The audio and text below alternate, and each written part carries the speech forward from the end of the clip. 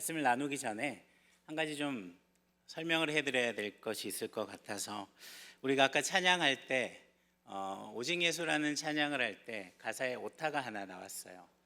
그 브릿지 부분, 주님은 길과 진리 생명 아니다. 네, 나는 오직 믿음으로 살리라는 가사가 나와서 여러분들이 또 방송실에서 오타를 냈구나 생각할 것 같아서 제가 설명을 해드리려고 합니다. 이건 큰 의도가 있는 겁니다. 이 오진다라는 말 아시죠, 여러분? 이게 사전적으로도요, 어떤 의미냐면 마음에 흡족하게 흐뭇하다라는 의미입니다. 아주 좋지 않습니까? 그래서 하나님 마음에 흡족하게 흐뭇한 믿음으로 살리라는 고백을 여러분이 하기 위해서 그런 가사를 준비했다라고 저는 믿습니다. 우리 수고하는 우리 방송실 스태프들 향해서 우리 감사의 박수 한번 쳐줍시다. 왜 그러냐면 교회 봉사 영역 중에 여러분 잘해야 본전인 유일한 자리가 저깁니다. 실수가 너무나 잘 보여요. 그래서 그 실수 한 번 하면, 여러분 방송실 있어 본 사람들은 알 텐데, 그 실수 한 번 하면요, 한 번 냈는데 한 30곳에서 피드백이 들어옵니다. 이미 나는 한 번 들어서 알고 있는데. 그래서 여러분 끊임없는 격려와 감사를 해 주십시오. 또 가뜩이나 바쁜데 저희가 얼마 전부터 찬양할 때 조명을 쓰기 시작했잖아요. 그래서 조명을 좀 써달라는 요구, 저희의 무리한 요구까지 지금 다 소화해내고 있기 때문에 여러분, 우리 방송실 스태프들 그리고 우리 간사님을 보면 항상 감사의 마음으로, 기쁨으로 그렇게 맞아주시면 좋겠습니다. 우리가 오늘 말씀을 함께 볼 텐데, 저는 이제 지난 1월부터 오늘까지 6번에 걸쳐서 이 빌립보서 말씀을 보고 있습니다. 모든 구절들을 하나하나 너무 이 귀한 말씀들을 다 보지는 못했지만, 여러분에게 이 빌립보서라는 성경이 담고 있는 소중한 메시지들을 그때 조금씩 나누어 왔던 것 같습니다. 그리고 이제 빌립보서의 마지막 장인 4장에 우리는 다다랐습니다. 오늘 본문 우리가 읽은 4장 4절에서 바울은 빌립보 성도들에게 이렇게 다시 권면합니다. 주 안에서 항상 기뻐하라. 내가 다시 말하노니 기뻐하라. 1장에서 주 안에서 기뻐하라 라고 성경 빌립보서의 문을 열었던 사도는 다시 한번 이 독자들에게 기뻐하라, 주 안에서 기뻐하라 라고 말하고 있습니다. 그런데 여러분, 제가 1장에서도 설명을 했지만 현재 바울이 어떤 상황에 있습니까? 이 빌립보서가 언제 쓰여졌다고요? 옥중서신, 사도 바울이 감옥에 갇혀 있을 때, 정확하게는 가택연금의 상황에 있을 때 바울은 이 빌립보서를 썼습니다.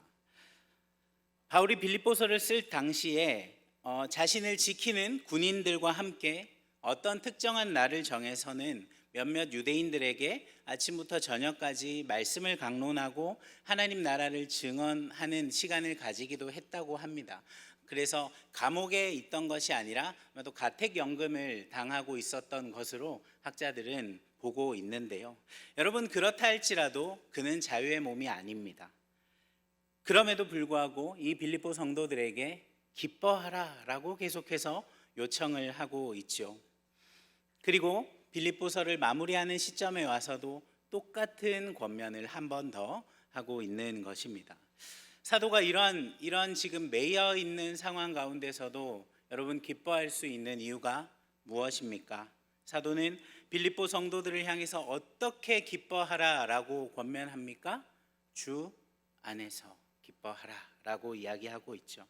여러분, 이 기쁨은 고난을 경험하는 가운데 누리는 기쁨입니다.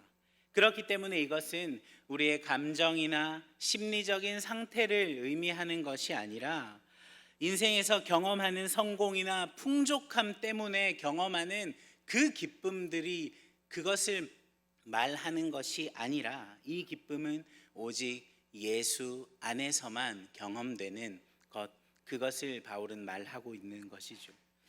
그가 가택연금 중에 이러한 편지를 쓴 사실을 생각하면 아주 놀랍습니다.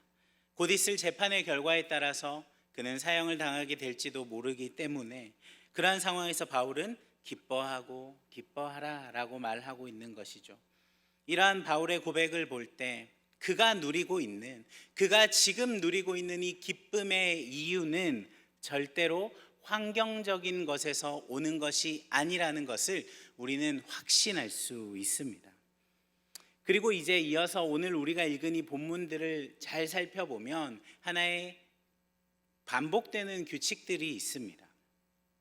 4절부터 6절까지 바울이 빌립보 성도들을 직접적으로 그들이 행하여야 할 신앙적인 권면을 기록하고 있습니다. 그리고 나서 7절이 뭐라 시작하냐면 그리하면으로 시작합니다. 그리고 다음으로 가서 8절에서 9절 상반절까지에서도 교인들을 향하여서 한 번 더 신앙의 권면을 합니다. 그리고 나서 하반절에 다시금 이렇게 기록하고 있습니다. 뭐라고 기록되어 있습니까? 그리하면. 이것이 여러분 무슨 의미입니까? 사도 바울이 이 그리하면이라는 단어의 앞에 나오는 신앙의 권면들을 빌립보 성도들이 지킬 때에 이 성도들에게 하나님께서 하실 일들이 뒤이어서 따라오는 것이죠. 그것이 어떤 것인지를 바울은 오늘 설명해 주고 있는 것입니다. 이 두 토막을 오늘 우리가 나누어서 함께 말씀을 좀 살펴볼 건데요. 5절과 6절의 내용을 우리가 함께 보면 좋겠습니다. 제가 읽겠습니다.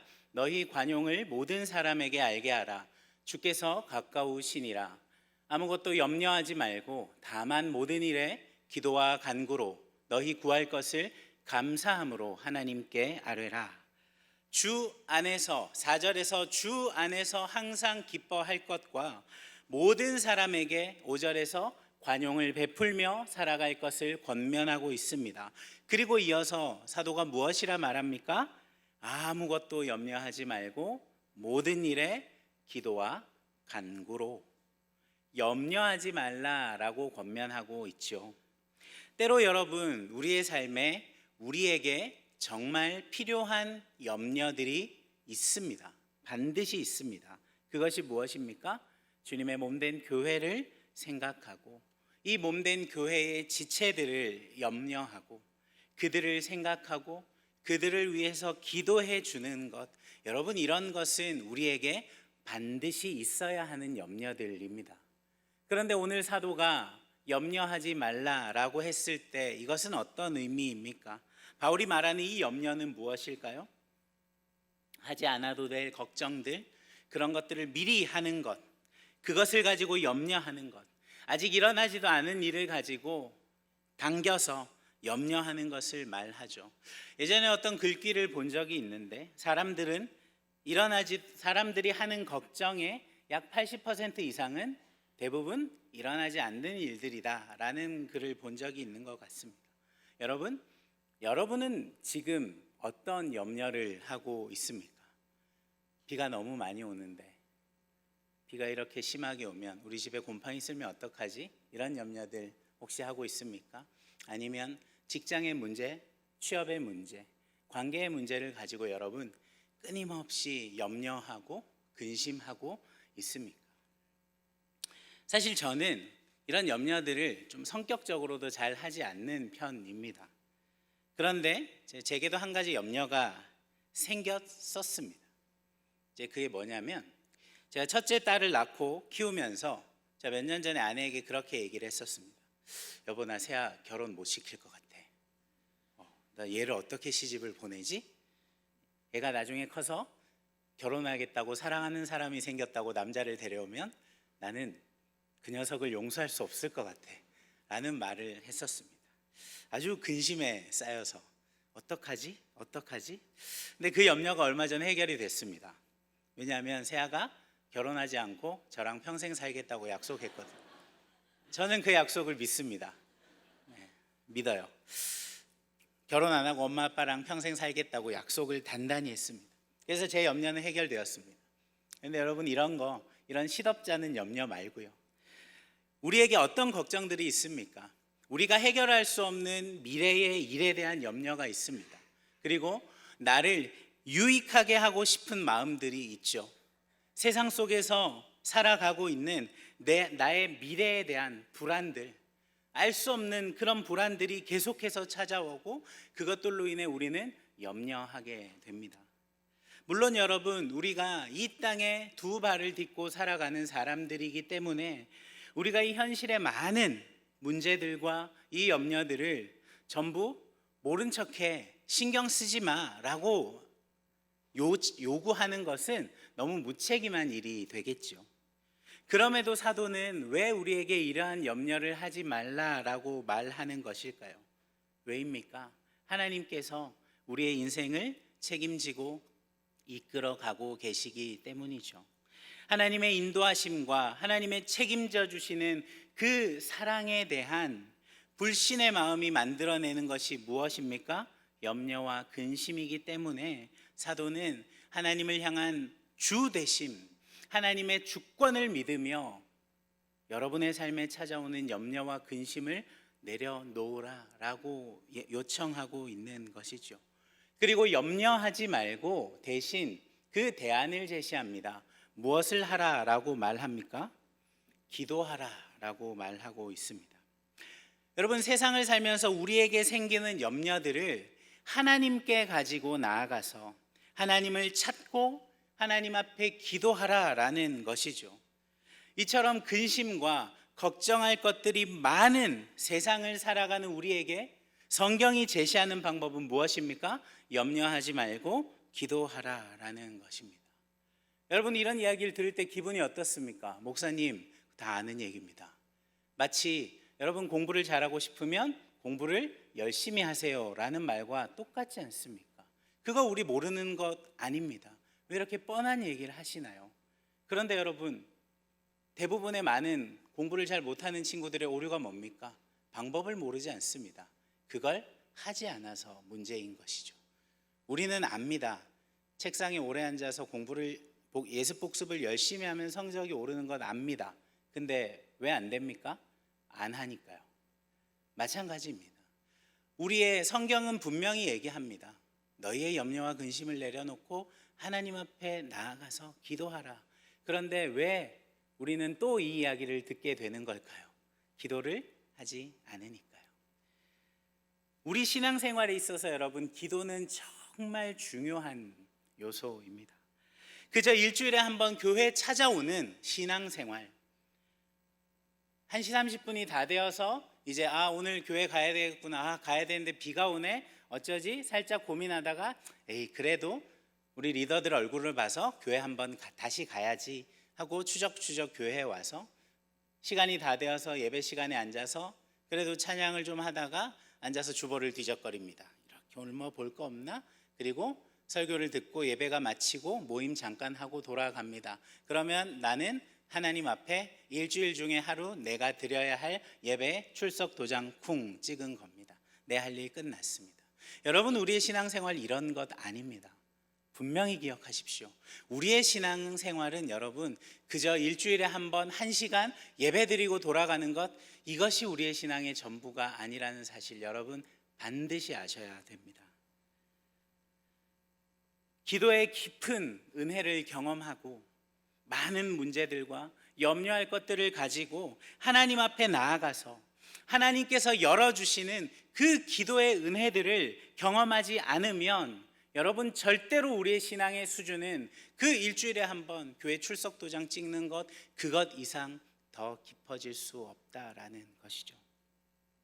제가 이전에 우리 소망마을에서는 한번 나눈 적이 있는 이야기인데, 과거 지금 여러분의 할아버지 할머니 세대, 그분들이 젊었던 시절 먹고 사는 것도 힘들고 지금 여러분과는 비교할 수 없을 정도로 지적 수준도 많이 부족했고 또 교회의 시스템이나 여러 가지 시설들도 지금과는 비교할 수 없는, 우리 눈으로 보기에는 수준이 낮았던 그 시절에 여러분, 우리 믿음의 이 선배들은 정말 간절하게 무엇을 했습니까? 기도하셨습니다. 그때 얘기했죠. 일주일 내내 새벽기도 안 빠지고 교회 와서 기도하시는 분들, 눈이 오나 비가 오나 무릎 가까이 찬 눈을 헤치고 교회 와서 새벽에 기도하시고 나라와 민족과 교회를 위해서, 하나님 나라를 위해서 기도하시는 분들이 누구였다고요? 제가 사랑하는 20, 30대 청년들이었다고요? 아니요. 우리가 기복신앙에 물들었다라고, 정말 성경 잘 모른다라고, 맨날 옛날 말만 한다라고 무시하기 쉬운 어른 세대들이셨습니다.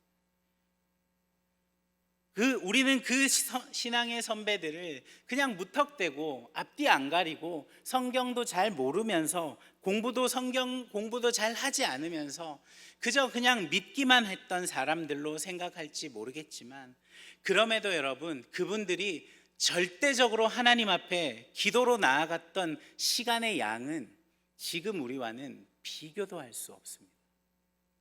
저는 절대적으로 그 신앙 고백, 그 기도의 토대 위에 이 한국교회가 세워져 가고 있다, 그리고 지금까지 올 수 있었다라고 생각합니다. 사랑하는 여러분, 지난 우리의 한 주간의 삶을 한번 돌아볼까요? 얼마나 기도했습니까? 여러분을 나무라는 게 아닙니다. 저도 똑같아요. 얼마나 우리가 하나님을 찾고 하나님을 부르짖으며 하나님 앞에 마음을 쏟았습니까? 압니다. 여러분 바쁘게 살잖아요. 여러분 삶이 얼마나 바쁘고 치열한지 잘 압니다.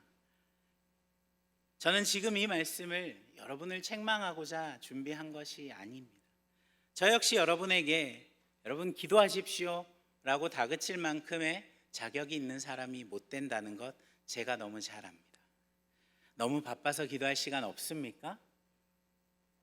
그래도 여러분 어떻게든 시간을 만들고 그 시간들 쥐어 짜내서라도 여러분 기도하셔야 하는 거예요. 사실 그동안 제가 우리 청년들의 바쁘고 고단한 삶을 너무나 잘 알기 때문에 우리 소망마을 그동안 9달 정도 사역하고 또 우리 강단에서 설교를 하면서 우리 청년들에게 단 한 번도 무언가를 강력하게 권면하진 않았던 것 같습니다. 강권하진 않았는데 이제는 좀 해야 될 것 같아요. 여러분 기도하십시오. 정말 기도하셔야 됩니다. 혼자 기도하기 힘들면 여러분 기도하러 나오십시오. 금요 기도에 나오시든지 토요일 아침에 기도하러 나오시든지, 그것도 목사님 저 시간이 안 될 것 같은데요, 그러면 퇴근하고 평일에 언제든지 오십시오. 같이 기도할게요. 혼자 기도가 힘듭니까? 같이 기도할 사람들을 좀 찾으십시오. 그래서 여러분 어떻게든 기도하셔야 됩니다. 어떤 방법을 동원해서라도 기도의 문을 열고 하나님이 부어주시는 그 기도의 은혜를 경험할 수 있는 저와 여러분의 삶이 되었으면 좋겠습니다. 이어서 본문 7절을 함께 읽습니다. 그리하면 모든 지각에 뛰어난 하나님의 평강이 그리스도 예수 안에서 너희 마음과 생각을 지키시리라. 우리가 주님 안에서 기뻐하고 우리의 관용을 모든 사람에게 베풀고 아무 일에든지 염려하지 않고 기도하면, 그리하면 이제 어떤 일이 일어난다고요? 우리의 마음과 생각을 지켜주신다라고 약속합니다. 이상하죠? 그리하면, 아무것도 염려하지 않고 기도하면, 너희의 마음을 다해서 기도하면 내가 너의 그 기도를 들어줄게, 그 문제를 해결해 줄 거고 그 모든 기도를 내가 응답해 줄게 라고 기록이 되어 있는 것이 우리가 생각했을 때는 더 좋은데, 성경은 무엇이라 기록합니까? 너희의 마음과 생각을 지키시리라, 이렇게 기록하고 있습니다. 왜 마음과 생각을 지켜주신다라는 것입니까? 사실 우리를 불안하게 만드는 그 염려와 근심은 다 어디에서 출발하기 때문입니까? 우리의 마음에서 출발하기 때문이죠. 이 마음에서 생겨난 염려와 근심이 점점 커지게 되는 것이죠. 그런데 우리가 하나님 앞에 기도하면 하나님의 평강이 우리의 마음과 생각을 지켜주신다라는 것입니다. 우리가 기도하면 하나님께서 주시는 평강이 우리의 마음을 지켜서 그 안에서 염려와 불안이 시작되지 않도록 지켜주신다라는 것이죠. 이것이 하나님의 약속입니다. 사도 바울은 본문에서 우리가 아무것도 염려하지 말고 기도하면 하나님께서 우리의 문제나 환경을 변화시켜 주실 것이다 라고 말하고 있지 않습니다. 기도하면 우리가 간구하는 문제가 당장 해결받을 것이다 라는 언급도 없습니다. 이것을 통해 우리가 깨달아야 하는 것이 여러분 무엇입니까? 하나님은 저와 여러분을 둘러싸고 있는 환경과 그 문제들에 대해서 관심이 없으시다라는 것이죠. 하나님의 관심은 어디에 있습니까? 바로 여러분에게 있습니다. 바로 저에게 있고 하나님의 관심은 바로 여러분 자신에게 있는 것이죠. 성경이 말하는 해결은 여러분 당장 그 환경과 그 문제가 해결받는 것이 아니라 그 환경 가운데 놓여져 있고 문제 가운데 빠져 있는 우리가 바뀌고 변화된다라는 것입니다. 우리가 믿는 영광스러운 복음은 어떠한 환경이나 문제에서든지 우리를 승리하게 해주는 것입니다. 예전에 제가 대학을 졸업하고 선교단체 사역에 몸을 담고 있던 시절이었습니다.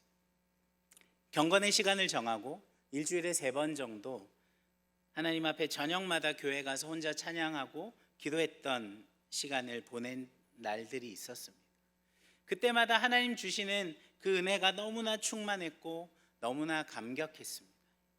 그런데 아이러니하게도 당시에 저희 가정은 참 많은 문제들이 가장 많았던 시절이었습니다. 가족 간의 관계적으로도 경제적으로도 아주 큰 문제가 있었습니다. 제가 열심히 기도해도요, 여러분, 그 문제와 상황들이 어떻게 됐을까요? 나아지지 않았습니다. 그런데 그 속에서 믿음을 가지고 살아가는 저의 자세와 태도가 정말 많이 변할 수 있었다라는 것, 시간이 지나고 나서 비로소 깨닫게 되었습니다. 여러분도 잘 알지만, 여러분 숱하게 이미 경험했겠지만, 여러분이 기도할 때 우리를 염려하게 만드는 이 외적인 상황들이 아무것도 어느 것 하나 뿅 하고 쉽게 바뀌지 않습니다. 그런데 그때 하나님이 주시는 그 평강이 우리의 마음과 생각을 지키기 시작한다라는 것이죠. 상황이 내가 원하는 대로 바뀌지 않았는데도 우리는 벌써 그 환경과 그 문제들을 이겨나가기 시작하는 것입니다. 염려와 근심에서 빠져나오기 시작할 뿐 아니라 하나님께서 하나님의 때에 나의 이 환경과 문제들을 변화시켜 주실 것이다 라는 확신에까지 우리는 나아가게 되는 것이죠.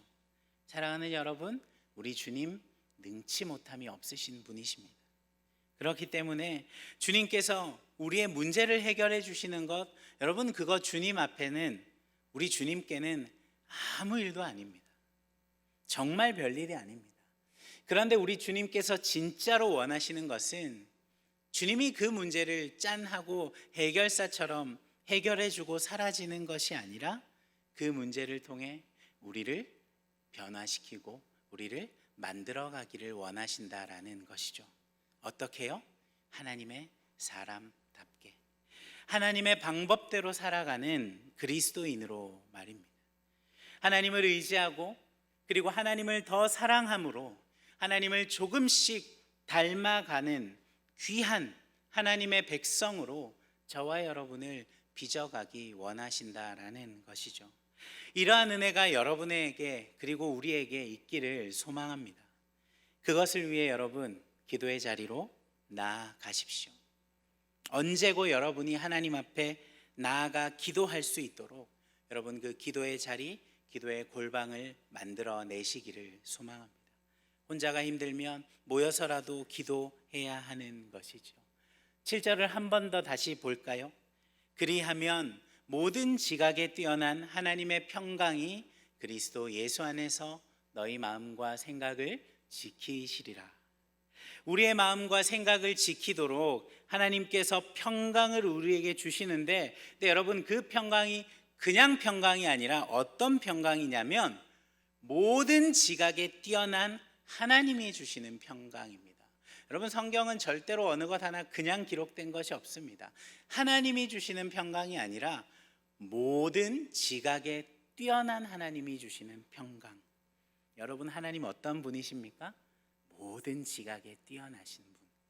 우리와 비교할 수도 없는, 세상 어떤 존재와도 비교할 수 없는 모든 지각에 뛰어나신 하나님께서 여러분 우리가 기도할 때에 내가 생각하고 기도하지 못한 우리의 상황 가운데 가장 중요하고도 가장 필요한 마음의 평강을 부어주신다라는 것이죠. 하나님이 완전한 평강을 저와 여러분에게 주실 것입니다. 때로 공동체에서 정말 말도 안 되는 어려움을 겪고 마음이 너무나도 상할 것 같은 문제들을 겪고 있음에도 낙심하지 않고 감사와 기쁨으로 하나님 앞에 나오는 사람들, 여러분, 우리가 종종 볼 때가 있습니다. 우리 청년들 가운데 그런 사람들도 있을 것이고, 또 우리 어른들 가운데도 그런 분들 참 많습니다. 분명히 저분의 삶은 고난과 이 고난의 연속과 시험으로 가득 차 있는데, 아무리 봐도 기뻐하고 감사할 것이 없어 보이는데 늘 그 입에서는 감사의 찬양이 흘러나오고 기쁨의 고백, 감사의 고백을 하나님께 드리는 분들 볼 때가 있습니다.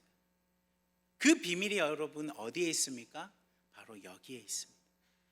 모든 지각에 뛰어나신 하나님께서 그 사람이 겪고 있는 상황 가운데 지금 그분에게 가장 필요한 평강의 마음을 부어주고 계시기 때문에 낙심하지 않을 수 있는 것이죠. 이러한 놀라운 은혜들을 누리기 위해서는 우리에게 무엇이 필요합니까? 기도의 자리가 필요합니다. 사랑하는 우리 서연의 청년 여러분, 기도해야 합니다. 기도의 골방을 만드시고 함께 기도의 자리로 나아가는 저와 여러분 되었으면 좋겠습니다. 반드시 하나님의 역사의 시작에는 소수의 사람들, 하나님 앞에 마음을 들인 사람들의 기도가 있었다라는 것, 여러분 절대로 잊지 마십시오. 이제 8절에서 바울의 권면이 이렇게 이어지고 있습니다. 우리 8절 함께 읽어볼까요? 시작. 끝으로 형제들아, 무엇에든지 참되며 무엇에든지 경건하며 무엇에든지 옳으며 무엇에든지 정결하며 무엇에든지 사랑받을 만하며 무엇에든지 칭찬받을 만하며 무슨 덕이 있든지 무슨 기림이 있든지 이것들을 생각하라.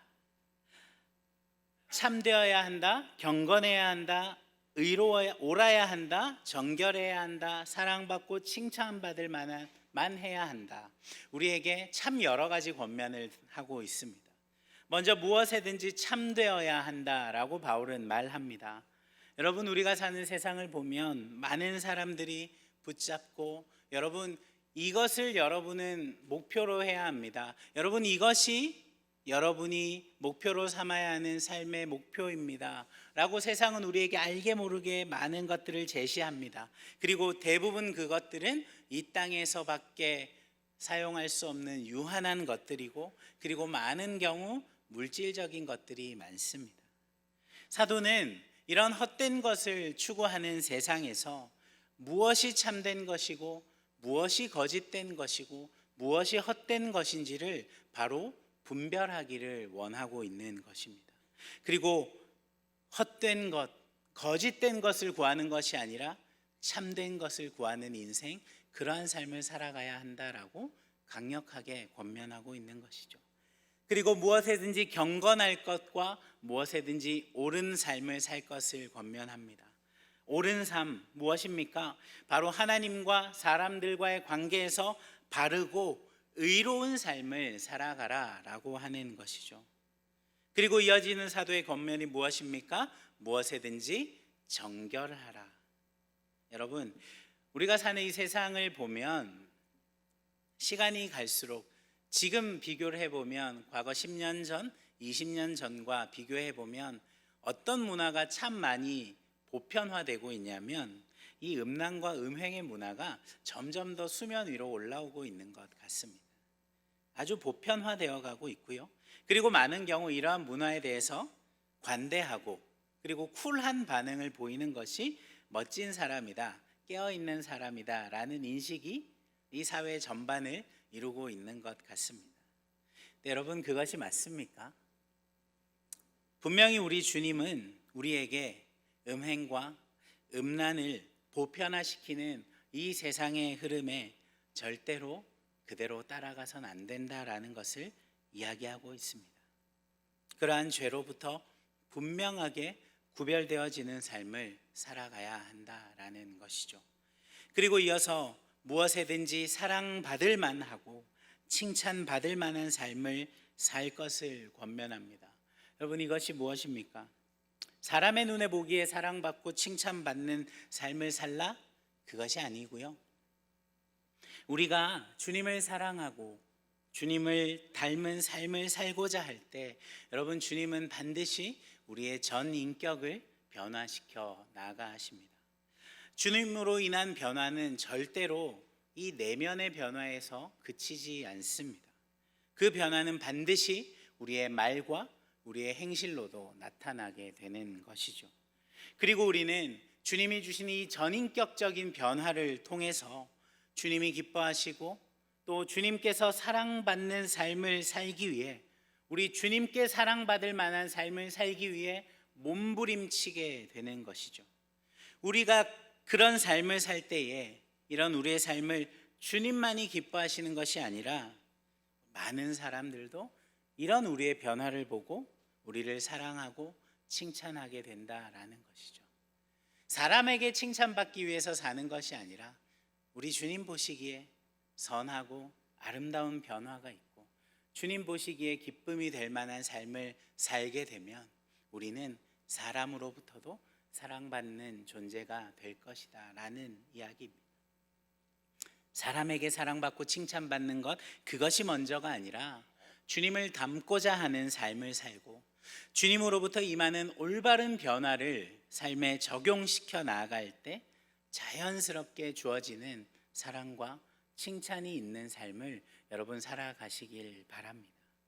사랑하는 여러분, 우리 안에, 예수를 믿는 우리 안에 바로 이런 것들이 있어야 하는 겁니다. 난 예수님을 구주로 영접했습니다. 난 주님을 사랑합니다. 이렇게 고백하는 사람들에게는 반드시 지금 사도가 권면하는 이러한 삶의 모습들이 나타나야 한다라는 것이죠. 세상의 헛된 기준이 아닌 영원하고 참된 것을 따르고 매사에 경건과 거룩을 추구하며 하나님이 원하시는 의를 따르는 인생, 그래서 주님을 닮아가는 삶의 모습을 통해서 주님과 사람들에게 사랑과 칭찬을 받는 그런 변화들이 예수를 나의 구주로 믿고 내가 어디에서 크리스천이라고 자부하며 살아가는 여러분에게, 여러분 이런 변화가 있습니까? 우리에게 이런 것들이 있어야 한다라는 것입니다. 이러한 변화들이 여러분 안에 채워져 있습니까? 여러분 한번 대답을 해 주십시오. 채워져 있습니까? 이러한 변화들이 반드시 나타나는 여러분의 삶이 되기를 소망합니다. 마지막으로 9절입니다. 함께 읽습니다. 너희는 내게 배우고 받고 듣고 본 바를 행하라. 그리하면 평강의 하나님이 너희와 함께 계시리라. 방금 여러분이 아멘 이렇게 하셨는데 이것이 무엇입니까? 내가 믿습니다. 내가 동의합니다. 무엇을요? 이어지는 9절에서 또 그리하면 이라는 권면이 등장합니다. 그 바로 앞에 어떤 단어가 등장합니까? 그리하면 바로 앞에 무슨 단어가 있습니까, 여러분? 행하라. 행하라. 너희가 배우고 받고 듣고 본 바를 행하라 라고 성경은 기록하고 있습니다. 여러분 아까 아멘 하신 분들은 이제 우리가 앞서 들은 말씀의 모든 것들을 행하셔야 합니다. 하나님 앞에 그렇게 고백하셨기 때문이죠. 사랑하는 여러분, 우리 기독교의 핵심이 바로 여기에 있습니다. 우리가 아무리 좋은 설교를 듣고 아무리 은혜 받고 찬양의 은혜 받고 어떤 간증의 은혜 받고 눈물을 흘린다 해도 그것을 통해 우리가 깨달은 바를 가지고 아무런 행동도 하지 않으면 그것은 그냥 좋은 영화 한 편, 좋은 책 한 권, 좋은 공연, 감동적인 글귀 하나 읽은 것, 그것과 전혀 다르지 않습니다. 그저 잠깐 우리를 감동시키고 우리의 감정을 정화시켜주는 그런 수단에 그치지 않는 것이죠. 여러분, 절대 우리의 신앙은 거기에 그쳐서는 안 됩니다. 세상 어떤 종교보다 이 행동, 행위를 중요하게 여기는 것이 우리 기독교입니다. 그런데 오히려 우리가 어릴 때부터 어떤 이야기를 많이 들어옵니까? 이것이 너무 강조되어서 외식하는 잘못을 범하게 되므로 눈에 보이는 신앙과 믿음을 경계하는 가르침들을 참 많이 들어오죠. 그것으로 인해서 우리는 오히려 이 행동하는 신앙이 저거 너무 외식하는 거일 수 있겠다라는 알게 모르게 그것이 우리 몸에 배어서 얼마나 그 말씀들을 여러분 잘 지키고 겸손하게 사는지, 그래서 사람들 눈에 내가 기도하는 것 보여줄 수 없어, 이건 외식하는 거야. 내가 하나님 사랑하는 것 아무에게도 보여줄 수 없어, 꽁꽁 숨기고 나 혼자 있을 때만 하나님을 사랑해야지. 말씀을 읽는 것 아무에게도 보여줄 수 없어, 이건 외식하는 거야. 여러분, 왜 이런 것만 순종합니까? 지나친 우리가 그런 가르침 때문에 오히려 우리는 이 행동하는 신앙, 이것의 귀한 것을 너무 많이 잃어버린 것 같습니다. 사도는 분명하게 말합니다. 배우고 받고 듣고 본 바를 행하라 라고 말이죠. 말씀 가운데 하나님 귀한 말씀을 통해 우리에게 주시는 그것들을 우리의 마음의 중심에서부터 받아들이고 동의하고 입술로 아멘으로 고백했다면 이제 우리의 손과 발을 가지고 그것을 살아내야 하는 것이 여러분 기독교라는 것이죠. 오늘날 기독교의 문제와 기독교가 많은 이들로부터 지탄받는 것이 무엇인 줄 아십니까? 우리가 믿고 우리가 마음에서 동의하고 알고 있는 것들을 우리가 아무것도 행하지 않고 있기 때문이죠. 분명히 그들도 알고 있는 바들이 있는데 어떤 사람들도 예수 그리스도처럼 행동하지 않고 예수처럼 살지 않으니까. 여러분, 기독교가 사람들로부터 박해받는 것 다른 이유 없습니다. 저는 그것 때문이라고 확신합니다. 삶과 행함이 없는 기독교는 절대로 완전하지 못한 것입니다. 이러한 행함이 어디에서 나타나야 합니까? 그럼 전부 다 선교 가야 합니까? 아니요. 여러분의 삶의 현장에서, 여러분의 가정과 직장, 여러분이 거하는 삶의 현장에서 여러분 나타나야 한다라는 것이에요. 가장 가까이는 여러분의 가족과 친구들, 직장 동료들에게 여러분이 말씀을 통해서 듣고 배우고 본 바를 삶 속에서 반드시 살아내야 한다라는 것이죠. 정말 사랑하기 힘든 직장 동료 끝까지 한번 사랑해 보면서 정말로 사랑할 수 없고 내가 정말 사랑해 줄 수 없는 그런 자격을 전혀 갖추지 못한 사람 사랑해 보면서 내가 얼마나 주님으로부터 말도 안 되는 사랑을 받고 있는구나라는 걸 우리는 몸소 깨닫게 되는 거예요. 나에게 사랑받을 만한 자격을 갖추지 못한 사람들, 여러분 사랑하는 것 얼마나 힘든지 아십니까? 그런데 우리 주님 어느 누구도 자격을 갖추지 못한 우리를 목숨을 바꾸시며 사랑하셨다라는 것이죠. 사랑하는 여러분, 세상이 어떻게 변할 수 있습니까? 훌륭한 리더가 세워지고 영향력 있는 사람이 나타나면 세상이 변할까요? 능력 있고 인품 좋은 정치인이 세워지면, 리더로 세워지면 세상이 변할 거라고 생각하십니까? 절대 그렇지 않습니다. 세상은 어떻게 변할까요? 바른 진리를 깨닫고 세상 유일한 진리의 말씀을 읽고 그 말씀을 세상 속에서 온전하게 살아내는 존귀한 그리스도인 한 사람을 통해서 하나님은 비록 그것이 느리고 더디다 할지라도 세상을 하나님의 공의로 변화시켜 내실 것입니다. 말씀 마무리하겠습니다. 사랑하는 우리 사연의 청년 여러분, 세상을 살아가며 우리를 찾아오는 많은 근심과 염려들에 여러분 매이지 마십시오. 그리고 기도의 골방으로 나아가서 하나님 주시는 평강을 얻음으로 어떠한 상황에도 쉽게 흔들리지 않는 단단히 믿음으로 뿌리 내린 사람들이 되어 주십시오. 그리고 그러한 삶을 통해서 반드시 기도의 골방으로 나아가십시오. 기도의 자리로 그것을 얻기 위해 나아가셔야 하는 것입니다. 기도를 통해 하나님의 은혜를 경험하는 삶을 살게 되기를 소망합니다. 또한 여러분의 삶에서 진리를 추구하고 경건과 거룩한 삶, 하나님 원하시는 의로운 삶을 여러분이 삶을 통해 나타낼 수 있었으면 좋겠습니다. 들은 말씀들, 주신 은혜들 내 마음속에만 간직하고 소중히 간직하고 있지 말고 우리의 손과 발로 하나님 우리에게 주신 귀한 진리들을 삶으로 나타내며 살아낼 수 있는 그런 존귀한 인생 사는 저와 여러분의 삶이 되기를 소망합니다.